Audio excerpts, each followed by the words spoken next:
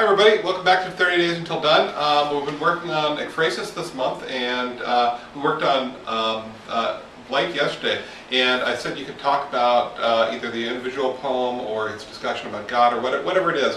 And I was kind of a little bit hinting at another technique that you can use with ekphrasis. And so we've been talking about individual poems right now, but the artist is also trying to say something and reveal something about him or herself through the entire scope of his or her work, right? And so an individual piece says something, but the pieces collectively say something as well. I think for a long time there was a backlash against the artist, his name, who did the covers of the magazines. Norman Rockwell. Norman Rockwell. There's a backlash against Norman Rockwell, which I think is going away now and should go away because what people kind of were ascribing to him wasn't really necessarily true. And he was really saying something powerful and profound, and he wasn't just spreading lies about America. And the easiest way to see that is by taking a look at his scope of work as opposed to individual pieces and say, well, I'm just going to criticize that aspect of it. As I wrote this book that Jeffrey and I wrote, I was going to pull up an example. Here's an example.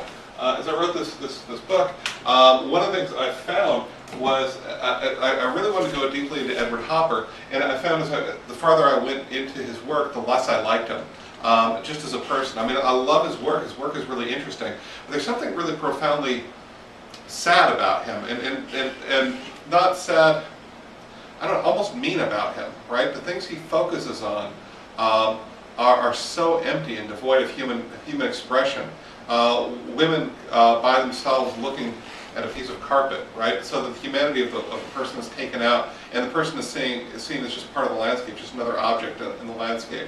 Or a piece of little light on the floor, which is just such a brilliant subject and so interesting and so well done. But at the same time, it's cut off from humanity and any sort of human experience. It's just it's a really I found myself really loathing looking at any more of his work on that day. Although if I ever see it again, I really appreciate what he does.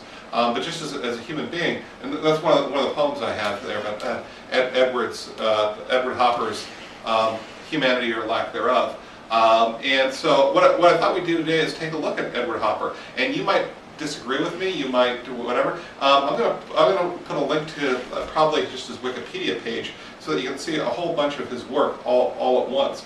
And rather than trying to just comment on that thing, try to comment on his whole scope. Now, if you get caught up in one and you think, wow, this is really brilliant painting, this really says something to me, do that. That's fine. There are no rules here. These are just prompts. So there's no way to fail at this.